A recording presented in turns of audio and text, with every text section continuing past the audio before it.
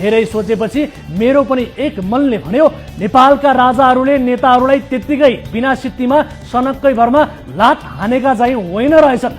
राजा महेन्द्रले प्रजातन्त्र खोसे, ज्ञानेन्द्रले सत्ता हातमा लिए भनेर सडकमा उफ्रिने कति छन् कति।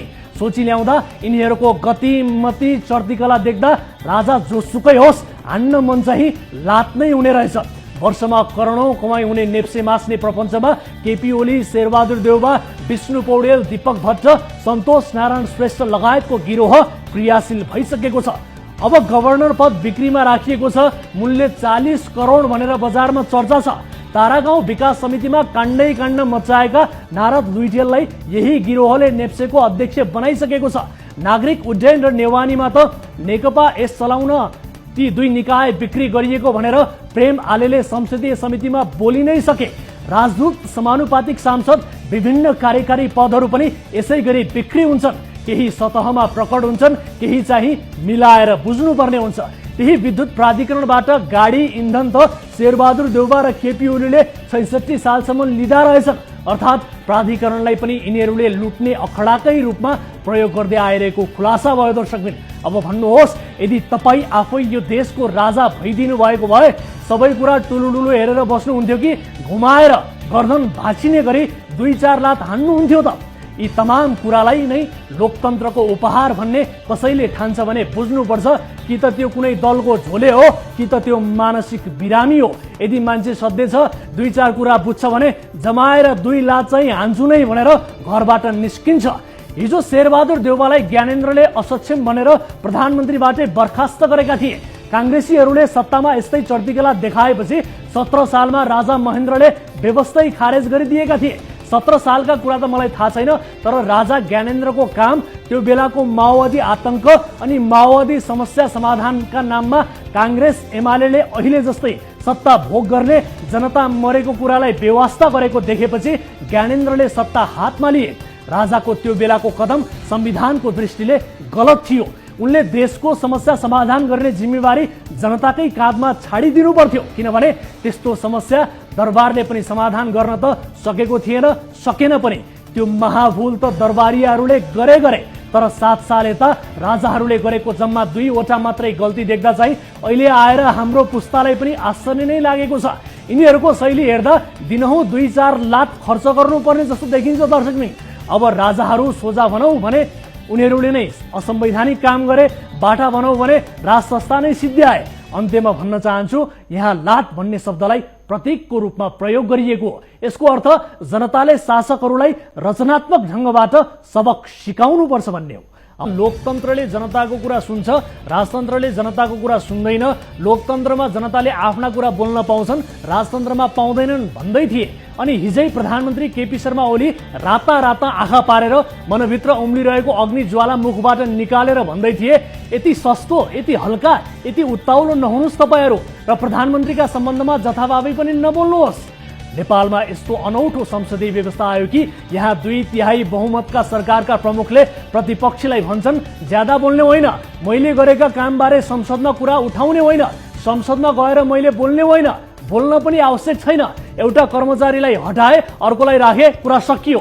यो संसदीय व्यवस्थामा ब्रह्मलुट गर्न पाएकाहरूले अक्सर भन्ने गर्छन्, संसद भनेको प्रतिपक्षीको हो, जनताको सर्वोच्च संस्था संसद हो।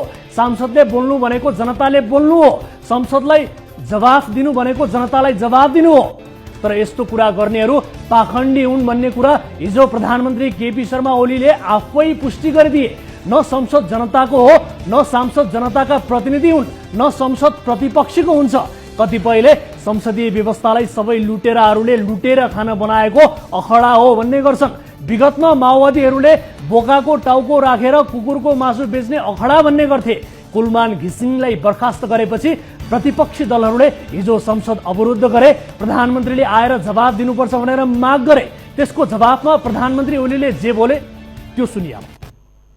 प्रधानमन्त्रीको सम्बन्धमा जथाभावी पनि नबोल्नुहोस्।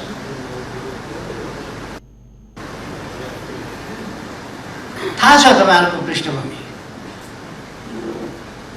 के गर्न हिँड्नु भएको थियो, कता हिँड्नु भएको थियो, कहाँ आइपुग्नु भएको छ, त्यो पनि देखाएको छ।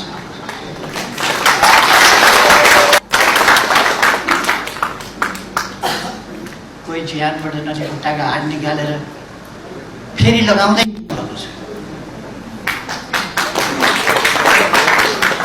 कोही आफ्ना अनेक असफलताका पीडा र तर्पणहरू बोकेर कुण्ठाहरू बोकेर ती कुण्ठाहरू फ्याँक्ने पोख्ने छर्ने थलो बनाउनु पर्छ संसदमा। त्यो हामीले बुझेका छौँ। संसदलाई जवाब दिनुको अर्थ खास गरी जनतालाई जवाब दिनु हो भनेर मान्ने हो भने प्रधानमन्त्री ओली त्यसका लागि तयार हुनु पर्थ्यो।